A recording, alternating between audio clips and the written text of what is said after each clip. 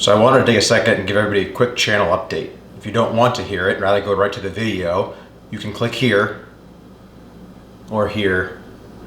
I'm not really sure what's going to show up. All right, so first off, we're in 4K now. So cool things that brings is not only is it better quality, so color, depth, all those kind of things, it also allows more flexibility. So when I shoot it normally and then decide I wanted it a little closer view, I have the flexibility to zoom in now without it getting super grainy like I did before. With this, I'm still getting used to a new camera. So any experts out there that know a little better than I do, see if you notice the setting is off or something else isn't quite right, feel free to leave it in the comments. Not gonna hurt my feelings. I'm still learning how to do all this stuff. I'm good at what I do, which is making things. I'm still very much an amateur at filming, editing, narrating, lighting, all those kind of things, so feel free to let me know. The camera itself has a much higher quality lens. The downside is it has a smaller range, so I find myself struggling at times with wide angles or close zoom in shots that I didn't used to have an issue with. Because of that though, the lenses I would need are very, very pricey, so please bear with me as I save up to get those to have better videos in the future. I also upgraded a few accessories with the camera as well. First thing is gonna be the microphone that I use in the shop. The nice thing is now it's not picking up the lights and buzzing a lot. It's not picking up ambient noise like cars driving by outside or my heater and AC kicking on and off. I also purchased a gimbal which will help with shots that are moving, panning across different things to help reduce motion sickness for you guys. And it'll take shots like this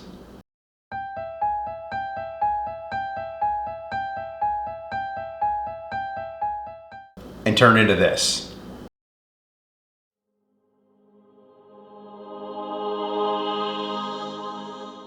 With that, I also had to upgrade memory cards, hard drive, add more memory to the computer itself so I could edit it properly, because 4K video takes a lot more to edit than what 1080p did. I spent some time and actually hardwired this camera, so I never thought about the battery dying mid-shot and then losing a bunch of footage when I thought that I was filming it during a build session.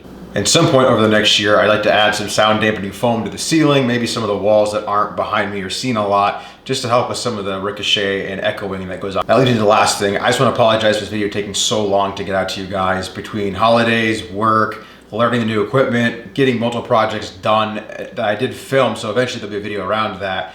With that, if you want to get more updates, follow me on Instagram. I'm posting probably twice a week of the projects I'm currently doing that allow you to kind of see what I'm doing in the shop and not just me going silent for 2 months. On top of that, I also bought a 3D printer and didn't realize the rabbit hole I was getting myself into when I purchased it.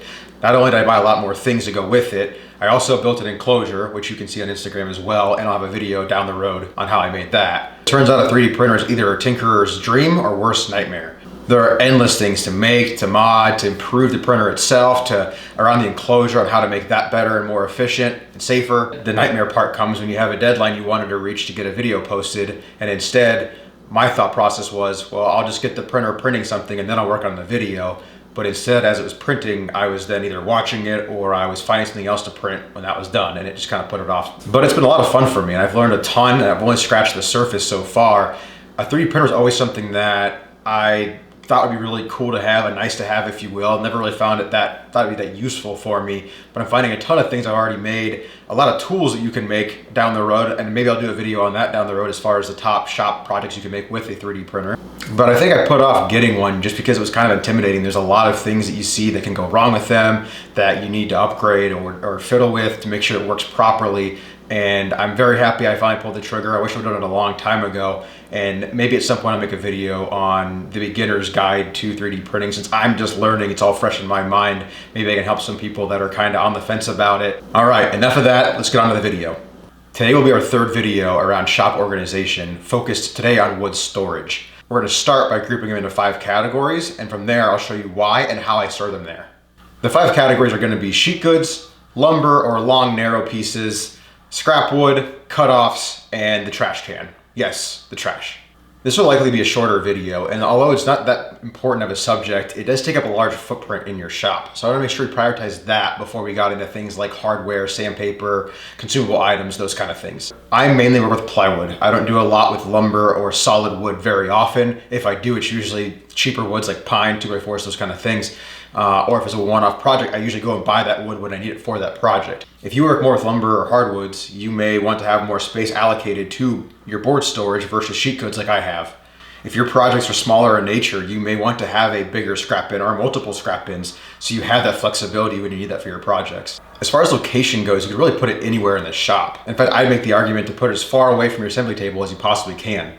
Most of the time, you're only going to utilize wood storage at the very beginning of a project. After that, it's cutting, assembling, sanding, finishing, all those things. None of that requires the wood storage being any closer to the assembly table at all. So by keeping the wood closer to your assembly table, you're actually going to push back all the other stuff that you may need to utilize more often. Think about your average project. How many trips you actually make to your wood storage? If you even store wood. A lot of people just go to the lumberyard when they need it and buy what they need for that project, and they only have scraps or cutoffs at that point. Now think of all the trips you make to your tools. That could be stationary tools like your table saw or your miter saw. That could be handheld tools that you're constantly going back and forth for. Could be clamps, those kind of things. And then when you're done, all of those have to go back to their storage location.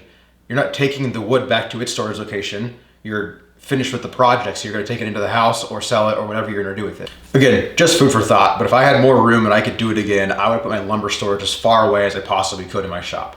Let's start off with sheet goods. In my last house, I made a big mistake and I just left it right on the concrete floor and didn't think much of it until we moved, and I realized how many boards and plywood sheets I had ruined from water, snow, salt, all those things soaking up into it, and I had to throw all those boards away when I moved. So we got to this house, I wanted to make it a priority to make sure I had good wood storage so that wouldn't happen again.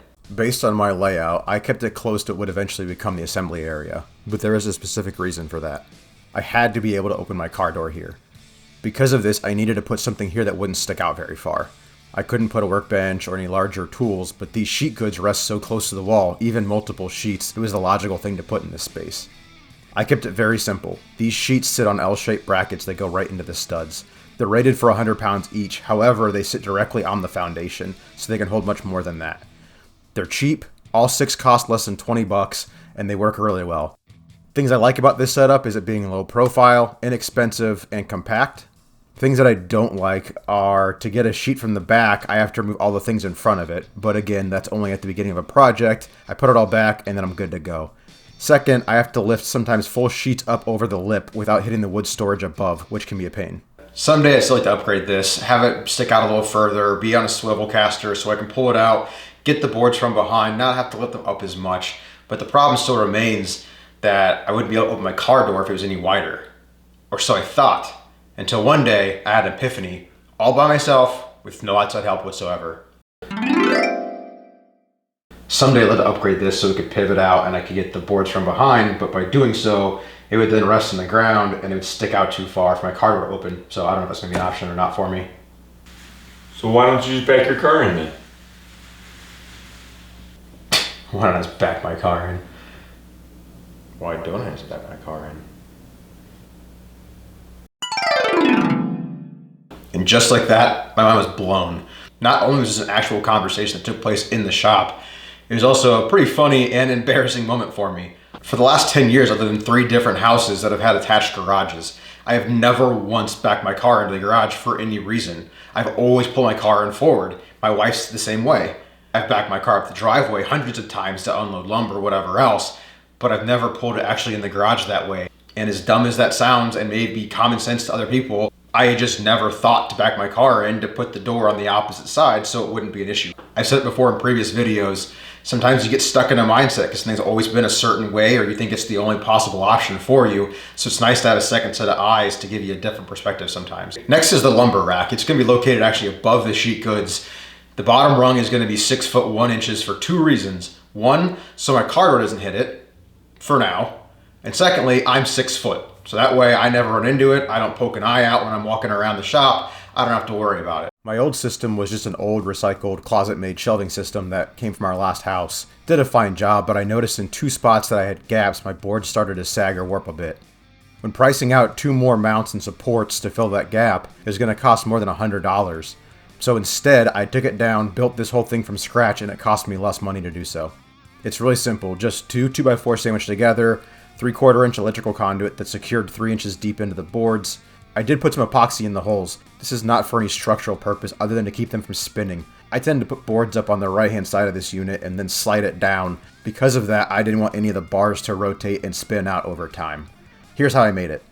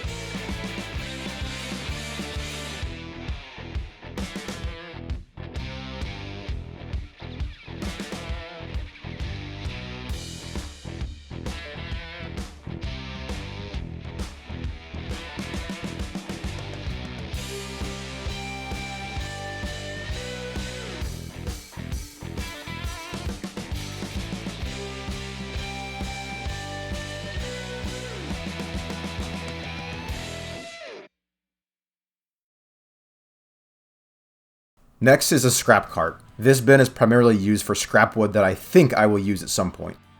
Really anything bigger than my hand I'm going to keep. One mistake I did make early was that I wanted large sections to allow for a ton of scrap. The problem with this is that if you use some, the rest will fall over and they can get mixed up. Since I've added these center dividers, it's allowed me to organize by type, whether that's species, quality, shape, do whatever works best for you. Point is, they all have some kind of future more than likely to make them worth saving. As the bin starts to fill up, I either find a small project that'll utilize a bunch of it, or I prioritize the nicest pieces to keep. The rest will go in our next section, the cutoff bin. This is located here because most of it will come off the miter saw in smaller pieces. These are pieces I don't think I'll have a future use for, but maybe there's a slight chance I could use them down the road. Not going to waste too much time on this. The only thing I don't put in here is MDF, plastics, or anything that could put off harmful fumes of burnt. Because when it fills up, I take it to my neighbor's house and he burns it in his fire pit. Last area is the trash can. These are things that I know I'll never use and it won't be safe to burn. This could also be pieces with nails down inside them, pieces covered in epoxy or other adhesives. I don't throw out wood very often as I tend to try and find a use for it, but trying to keep everything is how you end up with a cluttered shop.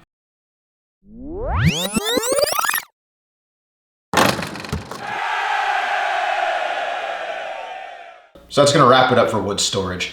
I hope you enjoyed the video, even though it was a shorter one. Small shops have a lot of imperfections, and the way we store things versus a large shop are usually less than ideal. But my goal is to hopefully help you find ways to better organize your shop so you can enjoy the space out there better and be more productive. The next video is finally going to be hardware storage. I know a lot of you guys have been asking for that one, so I'm excited to finally bring it to you, hopefully the next month.